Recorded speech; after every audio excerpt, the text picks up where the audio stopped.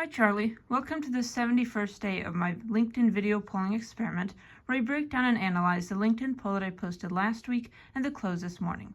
Now last week's topic had to do with St. Patrick's Day, a holiday that occurred I believe the Tuesday before last, and that question was, did you celebrate St. Patrick's Day this year? There were three answer choices, yes, no, and never heard of it. I was particularly interested in how many people had actually celebrated St. Patrick's Day or had even heard of the holiday.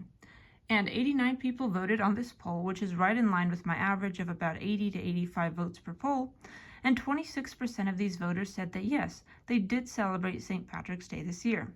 72% of them, however, said that they did not celebrate St. Patrick's Day, and 2% said they had never heard of this holiday.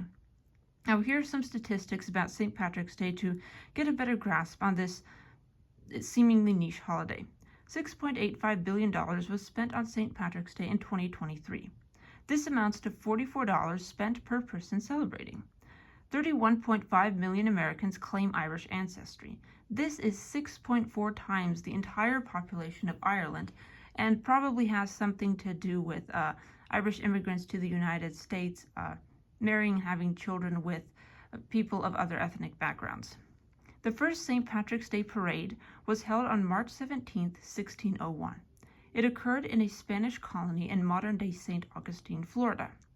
And interestingly enough, a leprechaun's pot of gold, the traditional size, I suppose, if that is even a thing, would be worth a whopping $1.84 million on the market. So if you're dreaming of getting a leprechaun's pot of gold, that's actually a very financially astute dream to have, because then you would have a six-figure net worth instantaneously.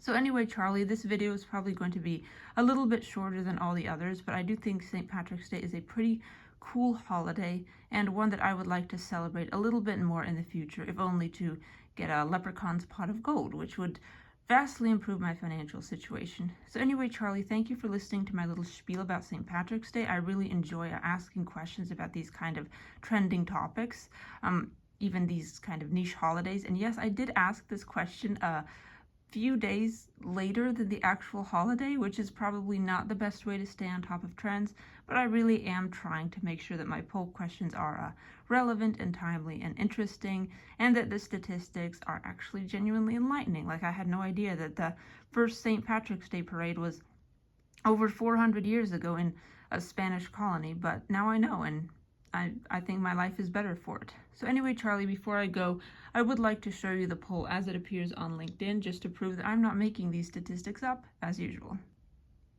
Here is the St. Patrick's Day poll as it appears on LinkedIn. As you can see, it got 89 votes. The most popular answer was a no. We did not celebrate St. Patrick's Day this year, with 72% of the votes. So anyway, Charlie, thank you again for listening to my spiel about St. Patrick's Day, and stay tuned tomorrow for my 72nd video polling analysis. I can hardly believe that I have been doing this LinkedIn polling experiment for over 10 weeks. That is over 2.5 months. And I'm so excited to keep going with this experiment and see where it leads me, and possibly improve my verbal communication skills as I talk to you, Charlie. So thank you for being so emotionally supportive, and see you tomorrow for the 72nd poll. Bye, and have a wonderful day.